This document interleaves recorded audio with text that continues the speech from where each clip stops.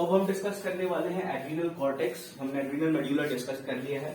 Adrenal cortex जो आपको outer layer मैंने आपको बताया था ऐसे करके ऐसा डायग्राम दिया रहता है, ट्रायंगुलर शेप का दिया रहता है, जो कि किडनी के ऊपर, ये हमारी किडनी है मान लो, तो ये ऊपर में ऐसा करके फिट रहता है दोनों साइड हमारा एड्रीनल ग्लैंड। ये जो इसका कॉर्टेक्स है, मतलब ये जो आउटसाइड वाला पार्ट है, ये भी वो हार्मोन्स रिलीज करता है। और सबसे पहले तो हमको ये जान लेना है कि हम लोग इसको 3 लेयर्स में डिवाइड कर सकते हैं। इसके 3 लेयर्स में डिवाइड कर सकते हैं, 1 लेयर, 2 लेयर और 3 लेयर्स में इसको हम डिवाइड कर सकते हैं आउटर वाले को, जिसको कहते हैं एड्रीनल कॉर्टेक्स। फर्स्ट जो इसका सबसे इनर मोस्ट लेयर होता है, सबसे अंदर वाला लेयर होता है, इसे हम कहते हैं जोना रेटिकुलरिस। इनर लेयर यहाँ पर लिखा हुआ भी है। इसका जो मिडिल लेयर होता है, जो कि मैंने ये वाला बताया होगा, तो ये जोना फैसिकुलाटा कहलाता है, और ये जो है इसको मिडिल लेयर कहते हैं। और ये जो आउटर मोस्ट लेयर है, जो कि बिल्कुल यहाँ पर है, वो हम कहते हैं उसे आउटर लेयर या zona glomerulosa. Adrenal cortex secrete many hormones, और जो हार्मोन्स एड्रीनल कॉर्टेक्स रिलीज करता है उनको हम लोग, जैसे उधर हम लोग कैटेकोलोमाइन्स कहते थे एड्रीनल मेड्यूला के हार्मोन्स को, यहाँ पर एड्रीनल कॉर्टेक्स के हार्मोन्स को हम कहते हैं एड्रीनल कॉर्टिकॉइड्स। ग्लूकोकॉर्टिकॉइड जो है एक मेन कॉर्टिकॉइड है बॉडी के अंदर। Corticoid that is involve in carbohydrate metabolism. Carbohydrate जो कि हम खाते हैं, तो वो कैसे ब्रेक डाउन होता है, कैसे वो एनर्जी उससे निकलती है, इन सब का रोल जो है, जो एक हार्मोन जो प्ले करता है, वो है हमारा ग्लूकोकॉर्टिकॉइड।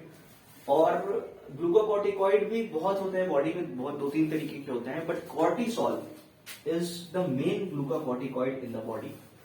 ग्लूकोकॉर्टिकॉइड का रोल क्या होता है, तो मैं यहाँ पर आपको रेड कलर से भी लिखा है, आप देख सकते हो क्या क्या ये करता है। स्टिमुलेट ग्लूकोनोजेनोसिस, जीनियोसिस, मतलब कि ग्लूकोनोजेनियोसिस, जीनियोसिस जहां पे भी आए तो वहां पर आप बता सकते हो कि बनाना हो रहा है, यहाँ पर बन रहा है। जेनेसिस मतलब बनाना एक तरीके से, तो ग्लूकोनोजेनियोसिस है यहाँ पर, मतलब ग्लूकोज कहीं ना कहीं यहाँ पर बन रहा होगा।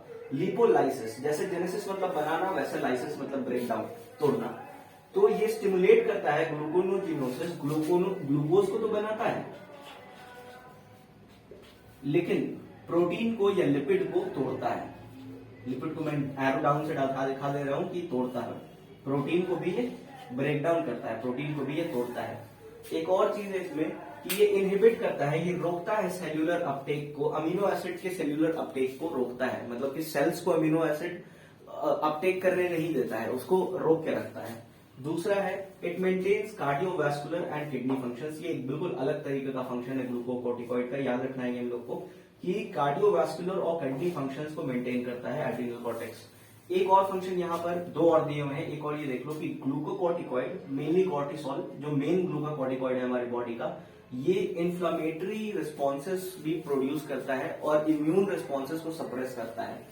इन्फ्लामेटरी रिएक्शंस को, एंटी इन्फ्लामेटरी रिएक्शंस को प्रोड्यूस करता है और सप्रेस करता है हमारी इम्यून रिएक्शंस को। Cortisol also stimulate the production of RBC. ये 6 पॉइंट्स हैं, ये 6 पॉइंट आप बिल्कुल रट लो अच्छे तरीके से, 1-2 बार आप याद कर लोगे तो आपको अच्छे से समझ में आ जाएगा। Cortisol also stimulates RBC production. उसके ऊपर है glucocorticoid mainly cortisol produces anti inflammatory reaction, produce करता है एंटी इन्फ्लामेटरी रिएक्शन और किसी भी इम्यून रिस्पॉन्स को सप्रेस करता है। कभी कभी बॉडी के अंदर एग्जैजरेटेड इम्यून रिस्पॉन्स हो जाते हैं कि जब हम लोग अपना हवा पानी ये सब चेंज करते हैं, जगह चेंज करते हैं, तो बहुत सारे इम्यून रिस्पॉन्स होता है, खांसी होती है, छींक होने लगती है, छींक आने लगती है, तो ये सारे जो इम्यून रिस्पॉन्सेज है इनको ग्लूकोकॉर्टिकॉइड बेसिकली सप्रेस करता है, एग्जैजरेट नहीं करता है। और ग्लूकोकॉर्टिकॉइड का जो फंक्शन है कि ग्लूकोज को बनाता है, ग्लूकोनोजेनोसिस की ग्लूकोज के या ग्लाइकोजन के पार्टिकल्स को ये बनाता है, और लिपोलाइसिस करता है, मतलब लिपिड्स को ब्रेक डाउन करता है और प्रोटीन को ब्रेक डाउन करता है। बस ये बहुत इंपॉर्टेंट फैक्टर है, आप याद रखना कि ग्लूकोनियोजेनेसिस होता है, लिपोलाइसिस और प्रोटियोलाइसिस होता है।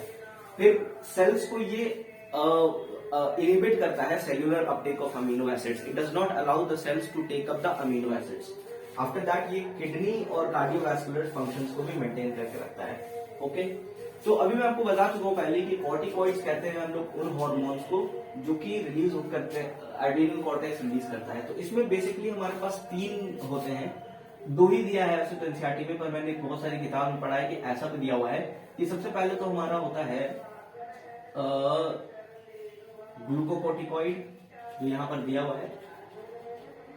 उसके बाद होता है हमारा दूसरा जो कॉर्टिकॉइड है वो मिनरलोकॉर्टिकॉइड, जो कि मैं यहाँ पर अभी डील करने वाला हूँ। और एक और चीज है कि small amount of androgenic steroids are also secreted by adrenal cortex, जिसको हम लोग कई जगह पर लिखा रहता है सेक्स कोर्टिकोइड, जो मैंने यहाँ पर लास्ट में दिया हुआ है। तो आपकी एनसीईआरटी बुक में इतना ही दिया है उसके बारे में, इसलिए मैंने ज्यादा उसको एक्सप्लेन भी नहीं किया है। तो coming back to the topic, हम लोग मिनरल कॉर्टिकोइड डिस्कस करते हैं।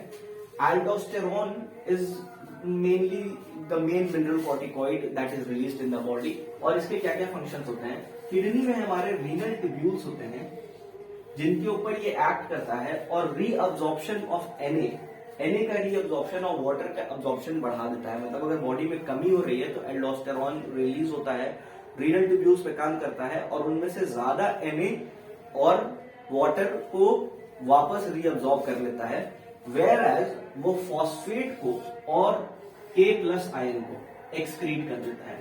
मतलब कि जब रीनल ट्यूब्यूल्स पे एक्ट कर रहा है हमारा एल्डोस्टेरॉन, तो बॉडी के अंदर Na को रीअब्जॉर्ब करके और वाटर को रीअब्जॉर्ब करके बॉडी में वापस भेज दे रहा है, वेयर एज फॉस्फेट आयंस को या पोटेशियम आयंस को एक्सक्रीट करने में हेल्प कर रहा है। उसको बॉडी में वापस नहीं भेज रहा है, उसको अपने एक्सक्रीटरी सिस्टम भेज रहा है कि अब हम लोग फाइनली उसको एक्सक्रीट करें। After that the final function यहाँ मुझे लिखा है कि it also helps in the maintenance of electrolyte balance. Mineral corticoid है तो करेगा ही क्या? Osmotic pressure, blood pressure, body fluid volume, ये सब में एल्डोस्टेरॉन हेल्पफुल होता है।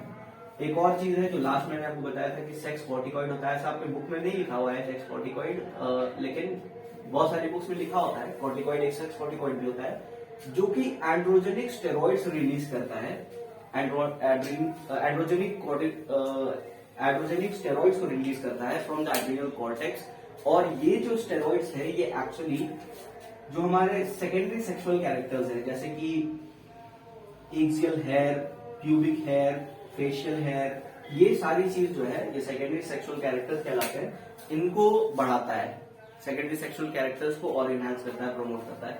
तो एड्रिनल कॉर्टेक्स में इतना ही है। मैं एक सेकंड के लिए हट जाता हूँ, आप इसको अच्छी क्वालिटी में एक बार प्ले करके स्क्रीनशॉट ले लो, डायरेक्टली प्रिंट करके भी आप इसको याद कर सकते हो।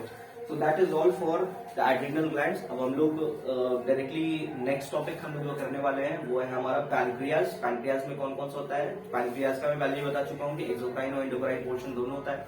After that we have to do testis and ovaries, और उसके बाद हमें करना है फाइनली की मैकेनिज्म ऑफ हार्मोन एक्शन, कैसे हार्मोन्स काम करता है। और लास्टली मैं एक टॉपिक आपको पढ़ाऊंगा कि जिसके अंदर ये है कि अदर देन द जो हमारा एंडोक्राइन सिस्टम है, other than that some organs like heart, kidney, liver also secrete some hormones। तो वो स्पेशल हार्मोन्स कौन से हैं वो लास्ट में पढ़ेंगे। अभी के लिए ये खत्म हो गया, एड्रिनल ग्लैंड्स पूरा खत्म हो चुका है। अब इसको स्क्रीनशॉट ले लो इसका।